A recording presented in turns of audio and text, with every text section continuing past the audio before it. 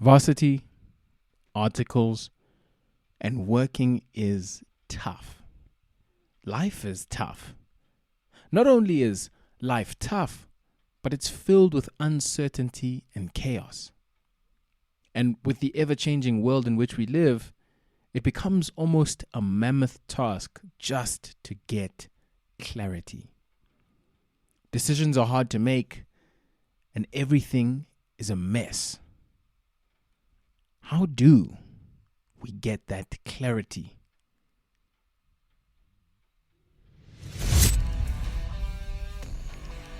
Once again, we are joined by Liron Leiboff, CASA and Senior Financial Analyst at Osiris Trading. We chat about 6 potentially life-changing mental models to gain clarity of thinking, to understand people, to make better decisions, and to harness the chaos of life. We also chat about how to cultivate a visionary mindset, why rereading books and notes is underrated for personal development, the Jeff Bezos Two-Door decision-making model, and more. I hope you enjoy. My travelers on the road to CASA. What a week, man. I've never actually done this, but I want to shout out a specific episode that I think links quite nicely to the topic of today that me and Liron chat about. And that was actually part 1 of my episode with Pieter, one of my friends. He is a psychic trainee trailblazer, disruptive innovator winner for 2025. And we chat about how to view the curriculum in your course as mental models. And we really get quite technical, and we get into a little bit of the details of how to see the study as something that simply takes chaos and processes it through mental models. So if you enjoyed today's episode, check that one with Pieter as well, linked in the show notes. If you have not already as well, check out part 2 and part 1, linked in the show notes of this series with Liron. With that, on to part 3. Do you think vision can be taught? Do you think vision can be learned instead? I don't know. Honestly, I don't know, because it's so difficult to answer that, because I only know my own experience of the world, and my perception and how I learn and how I perceive things, and how I come up with a million ideas a day, and most of them are horrendous and stupid. But I think that is how it's supposed to be from a vision perspective. You're supposed to just throw stuff at the wall, and most of it is just idiotic. But there's one thing that's just super smart, and you get really excited about, and then this becomes traction because people want it and are excited about it and whatever. But in terms of teaching it or learning it, I think you can learn the frameworks and the skills of how that inspiration takes place by fostering curiosity and fostering a way of being, that is always curious. And when you go into a Woolworths, you're not just shopping, you're actually looking at, okay, they're actually using these IBM scanning machines. I wonder, that market, or how does that work? Or looking in the Woolies fridge, oh, it's the South African company that actually manufactures these fridges, and here's the name and whatever. And I wonder what how many fridges are in all the supermarkets in the country, and what their total addressable market is. So it's all these things, fostering that curiosity that doesn't switch off. And I don't know if that's some people, my wife, doesn't know if we don't know if it's healthy or not. And I don't know if that's how I'm wired, or if other people are wired I'm sure a lot of other people are wired like this. And I think you can rewire yourself through brute force. But I guess, I don't know why. I think curiosity is really the common denominator.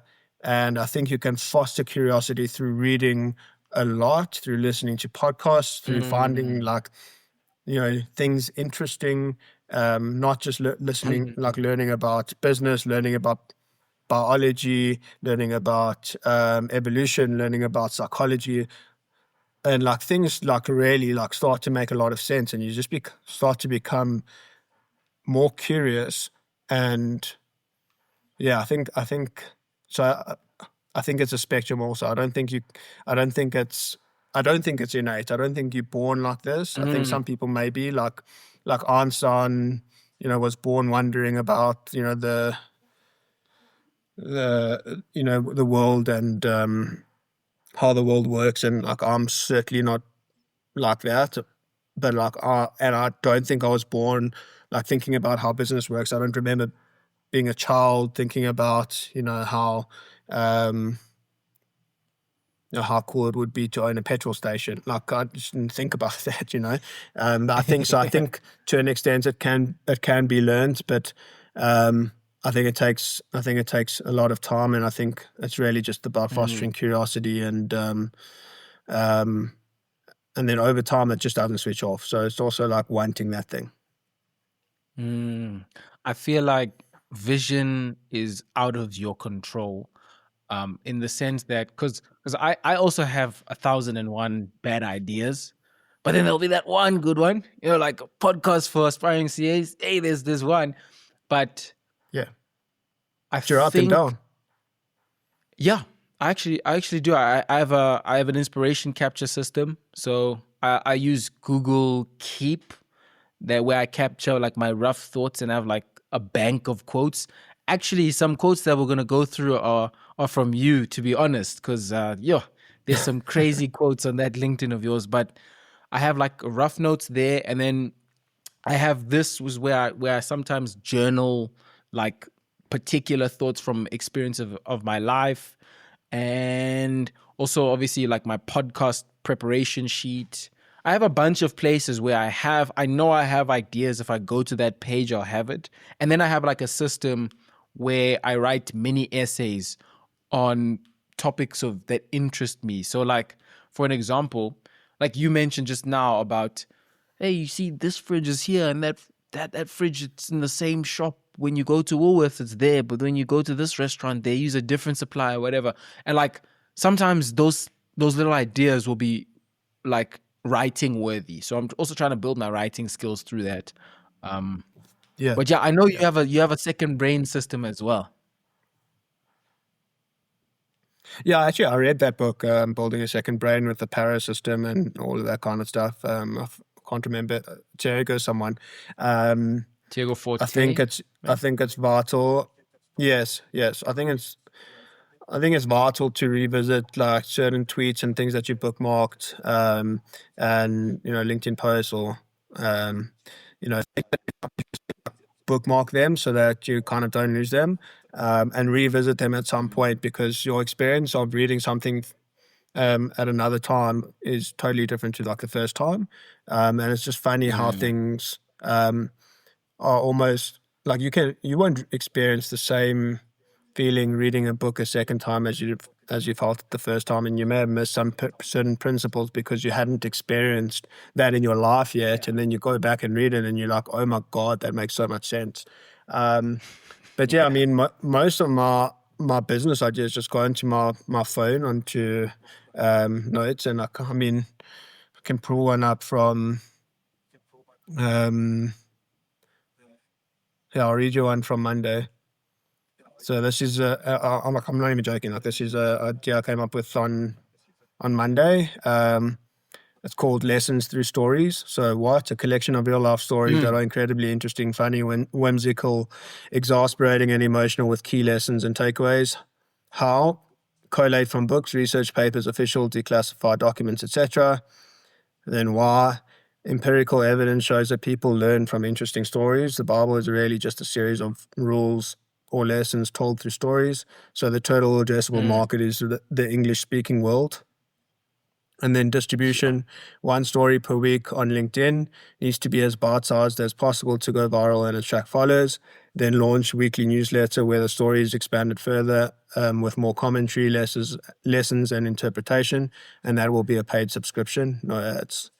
So that was like, that was on the 2nd of October at 8:51 a.m. I was probably in an Uber on the way to work. Sure. I don't have a lot of my ideas. I think my entrepreneurship ideas, I don't have a lot of them, or rather, I don't capture them often, because I think, just being in school, I'm thinking more of school stuff. So I'm sort of thinking about getting through the system. Yeah, I think it will come with time and with being in the business world and the working world.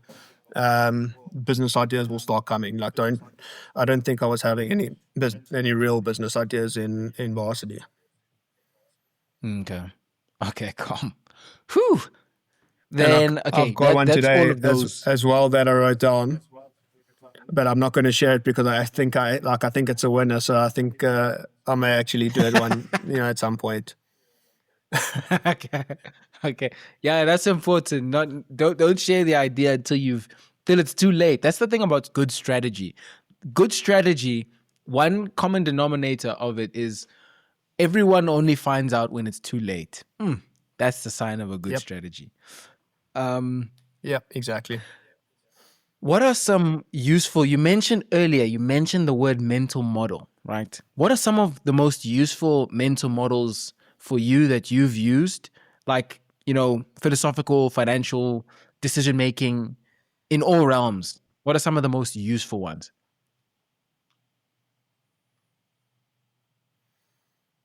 The reciprocity principle is probably one of the most powerful principles that you can come across, where it's reciprocation between humans. So if I do something for you, you will feel like you need to do something for me. And you can see this throughout the business world. This is why we have, we invite our customers to golf days and spoil them and give them gifts with our logos on and all that kind of stuff, because they feel like they've received value. They received something from us. They end up liking us because of that. And when they need a certain service that is in our wheelhouse that we provide, that we are the likely ones to get that business because of reciprocation. They feel almost indebted to us, and there's empirical evidence around this. I don't know if you have a car or whatever, but you probably come across window washers in South Africa, and at a robot, and someone starts washing your window, right? Why do we get so irritated or so uptight about it? It's because we don't want to receive something that we didn't ask for, right? And then you feel obligated. Like, it's almost like an accountant where there's been a debit but there's no credit, right? So this guy's washed my window. Like, he's done something for me now. Like, he's finished washing my window. Like, I told him no, but now he's just done it. And now there's been a debit, and now I've got to create a credit. And that is why, it's so ingrained in human nature, this reciprocation principle.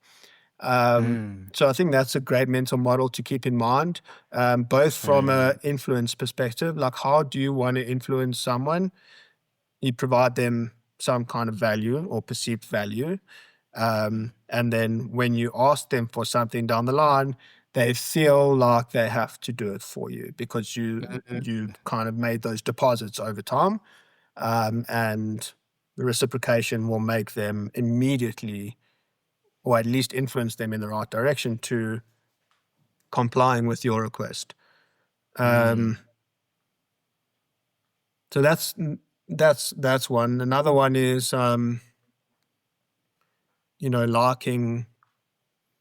liking and hating tendency. So humans are kind of binary, and we either like things or hate things. And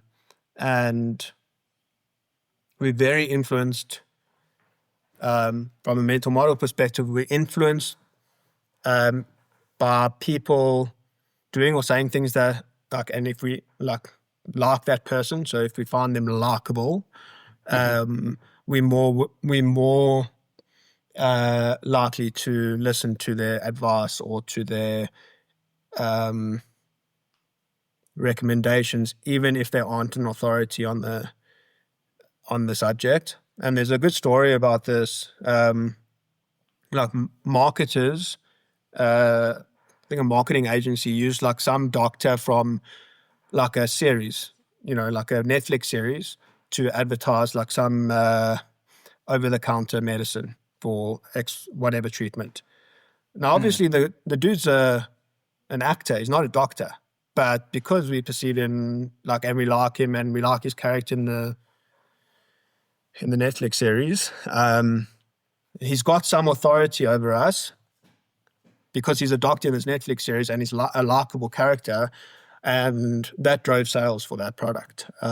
So that tendency of just taking things at face value that someone that you like says, or rejecting things at face value because someone that you hate said it, that mental model, you've got to take a step back and separate fact from fiction from the person. And it's very difficult to do that. So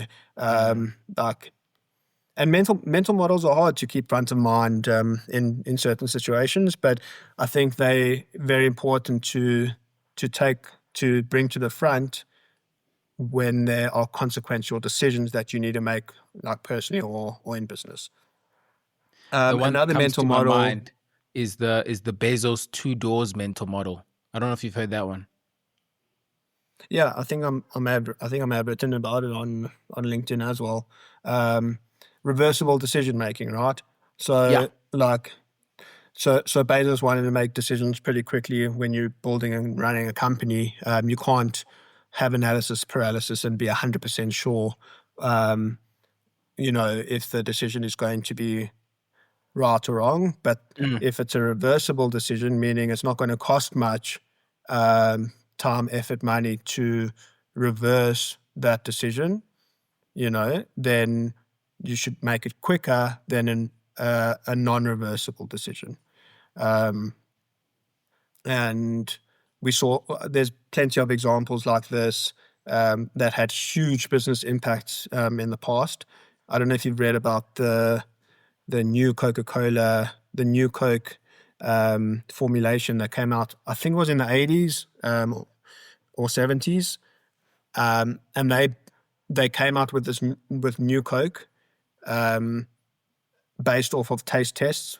So they did a survey with a bunch of people, like new Coke versus Pepsi. And a taste test is like a shot, like very small amount of the liquid. And people indicated that they liked the new Coke better than Pepsi.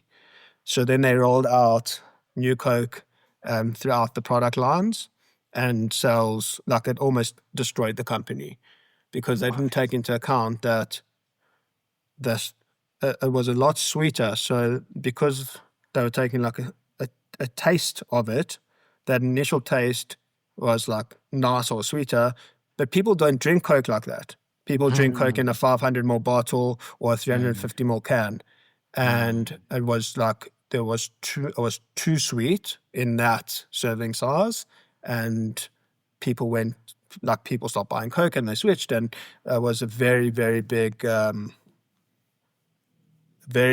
business blunder that they made, and then they switched back to the old formula, and the rest is history. I mean, it was a great buying opportunity, and maybe Buffett did buy some more shares. I don't know if that is true, but yeah. So that's an example of a very difficult to reverse decision that Coke made, and they paid dearly for it. And yeah, so I know I've definitely heard I like that framework of decision making as well. Where if it's a reversible decision, you can make it way quicker than if it's a non-reversible decision. And yeah, trying to I think also of remember you some other wrote useful. about thinking in bets. Can you explain that? Yes.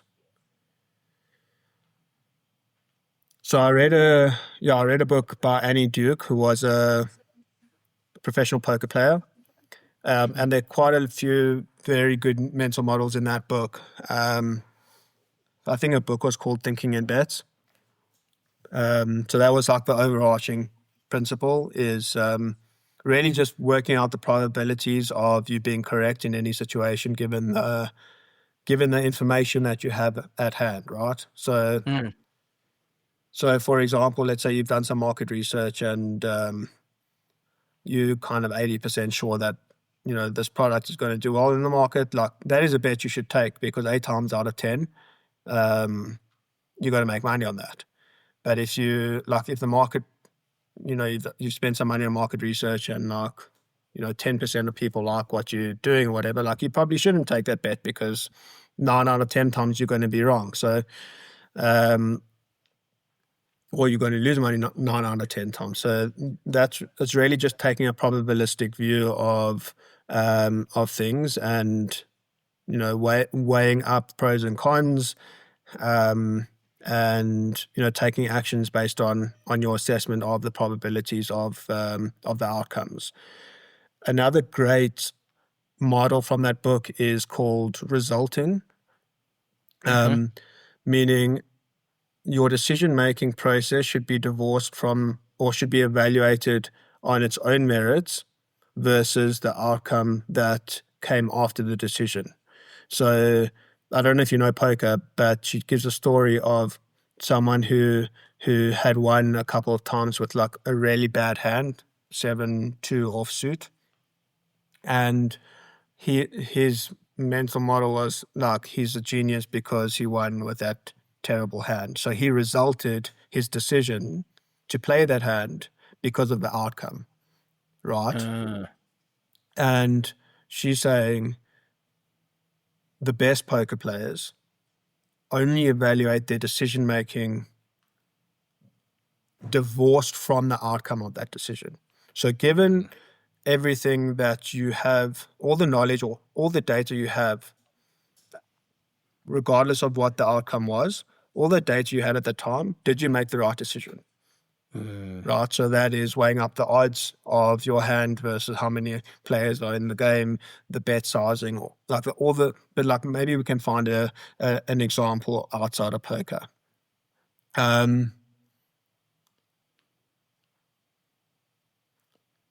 She gave a couple of examples. I think the one. Let's look at passing a test. So, did you do the work throughout the year? Did you attend all the lectures? Did you attend all the tutorials? Did you do all of the content? And did you do some past papers? Now, the paper comes and let's say they threw a curveball because they like to do that sometimes in BCom accounting, and you don't get the mark that you aimed at. So you quote unquote failed. Is that a good one? Well, I think yes and no. I think with exams and stuff there's less uncertainty around what you should do in order to pass a test. Like you should do as many past papers and learn the material. You kind of know what to do. But I think when there's a lot of uncertainty around decision making, and maybe war is a good example, right? Like there's a lot of wars going on now. I'm like, maybe it's like the calculus that these leaders weigh up based on the data that they have at that point in time, regardless of the outcome, whether civilians were killed or they marched into straight into the enemy's hands and they were ambushed or whatever the case may be. the decision-making needs to be divorced from that. So you can't say this general made a bad decision to go this route because they were ambushed, right? If the general had the data at that point in time that there was enemy troops in a certain geography and then still took that decision, well, then that was a bad decision. But if he took that decision, given the data that he had, that a certain route or a certain way of warfare was the kind of made the most sense at that point in time, given the uncertainty of war, or and you can extrapolate this in business as well. There's a lot of uncertainty. You don't know what your competitors are doing. You don't know what the economy is going to be like next year and all that kind of stuff. So you don't know really how much. I mean, we saw this with all the solar guys who brought in tons and tons of shipments of solar panels, and then load shedding stopped, right? So decision-making wise, they were basing, I need to stock up because load shedding is perpetually bad and we've got a lot of installations, installation backlog. So I'm going to bring in hundreds of millions of rands worth of product because that makes sense. That's the data that I have. Load shedding stops. All these guys go into business rescue. You can't say that they made bad decisions because they're in business rescue now. So I think that's actually a great example, right? Because and that's an example of resulting. You didn't end up in business rescue because you brought in hundreds of millions of rands of stock. You're in business rescue because you were solving a problem that existed, that poof does not exist any longer. Load shedding is solved for whatever mysterious reason, and now you're out of business. So whatever mysterious reason, the bankers and the funders and the lawyers and even the founders of those businesses themselves who are now sitting in business rescue, you cannot look at them and say, well, you're a terrible business person, you made a bad decision. Because if I was in that position and I was printing money with all these solar installations and I was forecasting load shedding to be around for some time because of how bad it was, and it didn't make sense that it can be turned around so quickly. Yeah. Well, I would have done the exact same thing in that position, and I think it's unfair for resulting to take place of you are in this position and therefore you made a bad decision previously. Interestingly, on that load shedding thing, I've heard an interesting perspective that the reason why load shedding it's been alleviated now, I'm saying alleviated because I don't know if it might come back. You never know. Although there is a lot of talk in the media, chairman of Eskom has explained that it was because they fixed a lot of the mismanagement there and whatnot. There's another angle that I'm like, that kind of makes sense. A lot of the corporates are going off the grid, and some are even planning to leave South Africa. And so there's a lot less corporate energy consumption pressure, which is that's the bulk. Like we always, I remember in DSTV, you used to see these like reduce, reuse, recycle, and like these little videos where they like close the tap so that the fishies can survive and all that stuff. People don't actually consume as much as we think. Although it is important to do your part, recycle, close the tap, don't be wasteful. Like I think I forgot when I saw this, but it was like something like 10 to 20% of water consumption in a particular period. So don't quote me on this. You can go and check it out. I'm sure like more or less there was from household use. 10 to 20%. So then where's the other 80% where the fishies can actually swim? It's agriculture. It's industry. It's all these big businesses. So it kind of makes sense that now that these guys are going off the grid, we can have power for lulls. But now in the macro, in the long term, don't know how that's going to look. I don't know, man. I don't know. Yeah, I'm also like unsure. I think there probably is quite a lot of data that we can look at and like look at consumption data. I'd be surprised to see a drop off in consumption, just given, I mean, the economy is in a good place right now. And I think a lot of it's due to gold demand in the mines, you know, being able to operate with no load shedding. So like the rand strengthened quite significantly. So, but yeah, I mean, it's still a mystery to me as like, I mean, everyone was saying before elections, like this, like load shedding has stopped because it's an election ploy. Well, elections are well past us and we still have no load shedding. And I'm like, well, how can they just have switched it off like that? Like it just, yeah, it's just incredible. And I'm very skeptical around those the reasons that Mteto Nyati gave as a chairman, that, you know, we just cut red tape and whatever. Like, then why wasn't it like, like if it was that easy, like, yeah. Anyway, I don't know enough about the inner workings of Eskom and all that kind of stuff in the politics, but it just, yeah, I mean, the economy and the country suffered immeasurably during that period of time, and to have been able to rectify it so quickly, it's just like, yeah, I'm kind of like gobsmacked at how it was rectified, and I'm not complaining, because let me tell you, like, it was, you know, it was terrible, and the pollution and the diesel and the generators and the noises, like the noise pollution, never mind the diesel pollution, was just, it was just insane. But yeah, I think that was a good example of that mental model of resulting. And then I think the final one I want to share with you and the listeners is Charlie Munger's mental model of inversion, meaning you should invert any decision or anything you're considering, invert it, and you'll arrive at the answer. So a lot of the time we torture ourselves of like how to do X, Y, Z.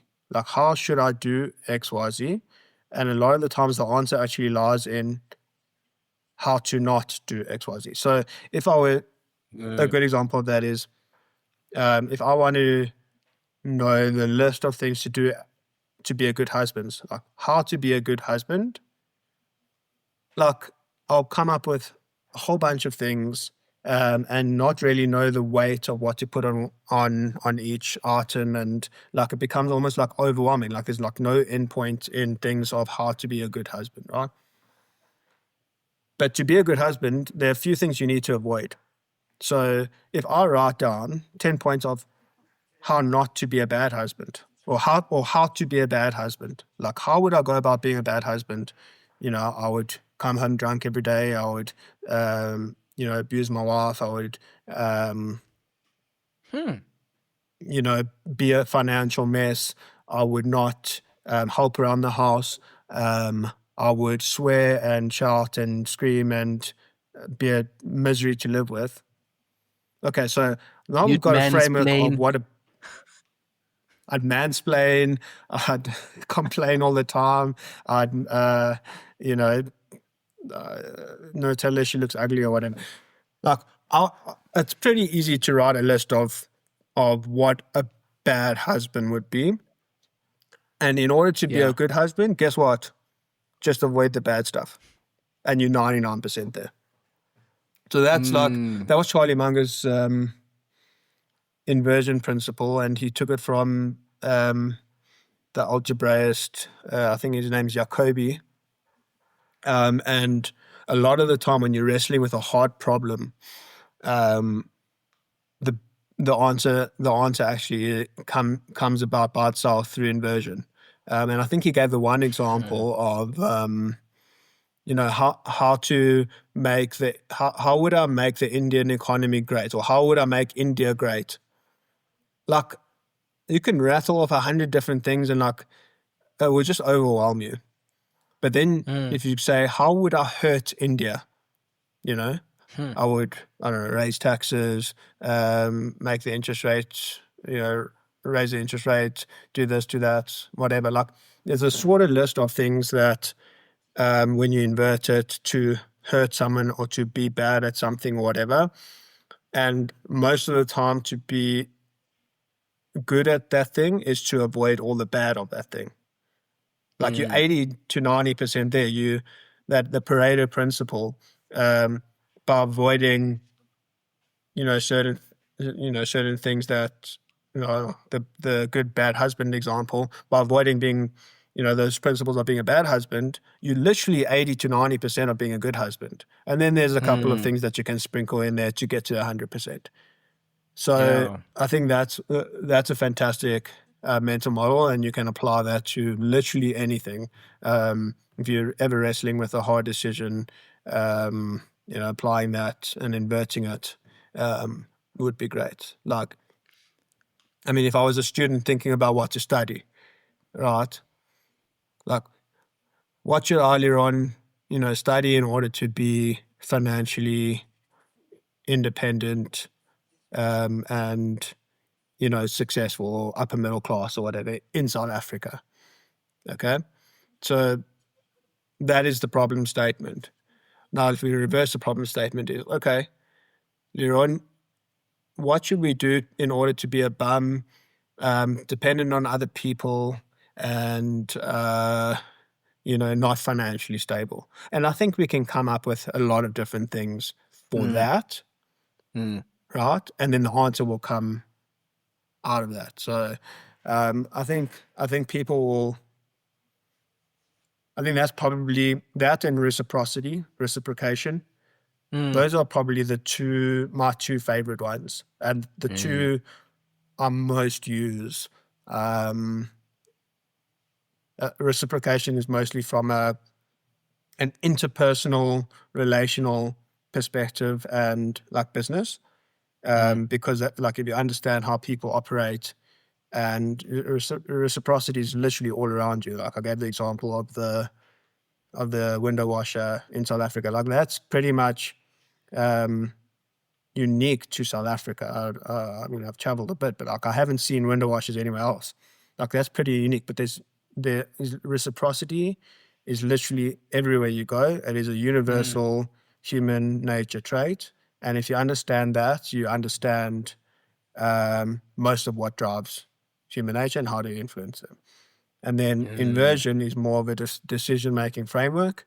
If you touch it, and maybe that, that goes into the Jeff Bezos non-reversible door decision, then I would kind of layer inversion over that, because I want to understand, okay, how not to do something will show me how to do something well.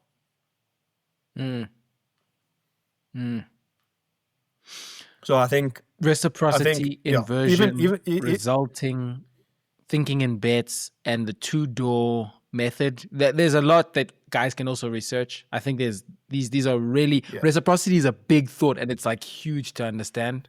I think it's like really valuable to understand. Yeah, and I think I wouldn't go down the rabbit hole and try and acquire 100 mental models right out of the gates, right? I mean, you wouldn't go into investment banking and try and learn how to do every single financial model, from leverage buyouts to rights issue to this. Like the principle should be to kind of master one and really like learn it, like implicitly understand it, so much so that like no one else has spoken about window washers and the reciprocity principle, but I have. Like that, because it's so ingrained in me, so I can recognize it like in the world and like see those examples in the world. So like it is literally ingrained in my brain. Like that mental model is running 24/7, almost like ChatGPT, large language model. Like that is the model that I'm processing information in the world based off of reciprocity. And inversion is more where kind of I'm faced like with a tough decision, and I'll need to kind of invert it. So like look at it upside down, and 9 times out of 10, that's where the answer comes from. So Yeah. I wouldn't go and try and acquire everything at once. I would focus on like I mean, you said you mentioned the Bible earlier. Like, you first learn the 10 Commandments, right? So you first learn the most important things that if you just know those things, like, you're pretty much 90% there. So I would say that with mental models, there are like a handful that if you know those, like, you're literally 90% there, and everything else is really just the cherry on top. So, like, if you want to go down the rabbit hole, like, once you're 90%, then, like, continue training your mind, almost like, again, like large language models and the language that they use. If you want to go down that, like, I encourage that. But only once you've literally digested, internalized those handful, such that you recognize them everywhere. Like, and I wouldn't move on until that tipping point happens. I feel like also making sure that you don't, like, I think there's too much wanting to take other people's version, whereas if you just go and live life, you'll find your own mental models. Like, I think about this value creation, value capture thing. I think for me, it's really integral to how I want to see the world. And that's how I see the world. You know, like, it's not necessarily how someone else, it's not necessarily how Buffett sees the world or how Manga sees the world. It's how I see the world. And as long as it serves me in my decision making and in my operation, it should be good. I actually wanted to turn to Africa. You've seen a side to it. A lot of us have not seen a huge side to it. You know, you've been around, and you obviously work for a Pan-African group.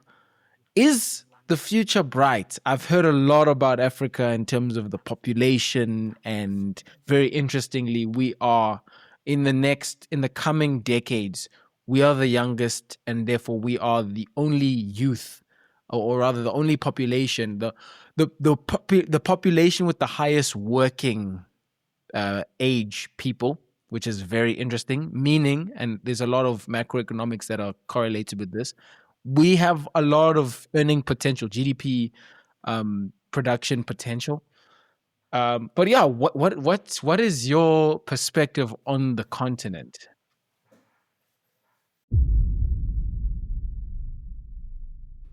To be continued in part 4. Whoa. See you next week.